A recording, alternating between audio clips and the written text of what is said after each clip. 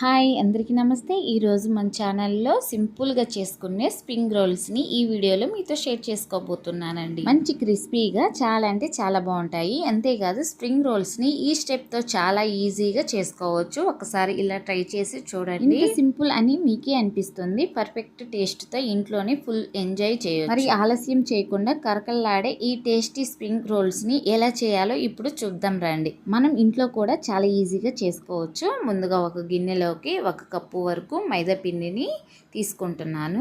ఇందులోకి ఆయిల్ 2 స్పూన్ల వరకు వేడి చేసి ఈ పిండిలో వేయండి. అలాగే రుచికి సరిపోయినంత సాల్ట్ వేసి మొత్తం పిండిని మొత్తం బాగా కలుపుకోవాలి. ఈ విధంగా ఆయిల్ ప్లేస్లో నెయ్యి కూడా వేసుకోవచ్చు. వీటన్నిటిని పిండికి బాగా పట్టించండి. ఇలా పట్టుకుంటే ముద్దలాగా రావాలన్నమాట.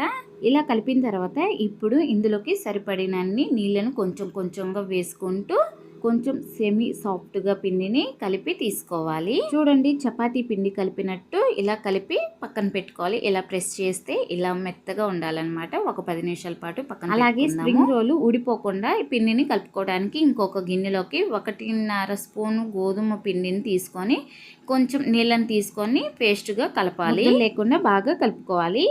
పిండిని పక్కన పెట్టుకుందాము. ఒక 10 నిమిషాల పాటు పక్కన పెట్టుకున్నాం కదా, ఆ పిండి మూత తీసి పెద్ద పిండి ముద్దను చిన్న చిన్న పిండి ముద్దలుగా డివైడ్ చేసుకుందాము. మనం తీసుకున్న పిండి అనేది 4 కానీ ఒక 5 పిండి ముద్దల్లాగా వస్తాయి.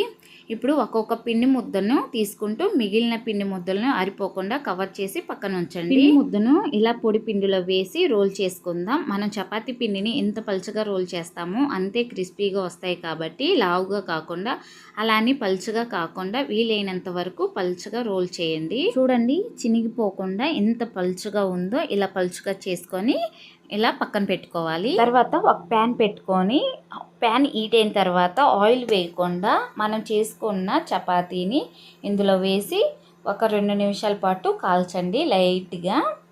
ఇలా కాల్చి పక్కన పెట్టేసుకుందాము. తర్వాత ఒక గిన్నెలోకి సన్నగా తరిగిన ఉల్లిపాయ ముక్కల్ని 1 కప్పు వరకు తీసుకోవాలి.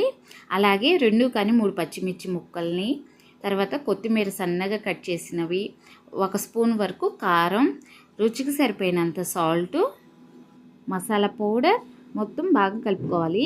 ఇలా మనం కలిపేటప్పుడు స్టఫింగ్ కొంచెం పొడి పొడిగా అనిపిస్తుంది. ఒక 5 నిమిషాల పాటు పక్కన పెట్టామంటే ఉల్లిపాయల్లో నీరు అనేవి ఈ ఊరి స్టఫింగ్ కొంచెం సాఫ్ట్గా అవుతుంది.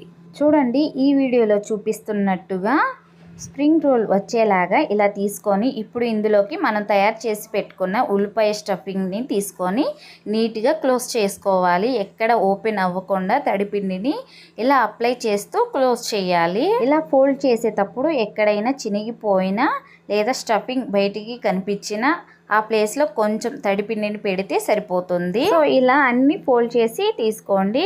ఈ వీడియోలో చూపిస్తున్నట్టుగా పర్ఫెక్ట్గా వస్తాయి అన్నమాట. ఇలా చేస్తే మటుకు నేను కొంచెం పెద్దవి కొంచెం చిన్నవి చేసి పక్కన పెట్టుకున్నాను. వీటినన్నిటిని ఫ్రై చేయడానికి సరిపడా ఆయిల్ని తీసుకొని బాగా వేడి చేసుకోవాలి.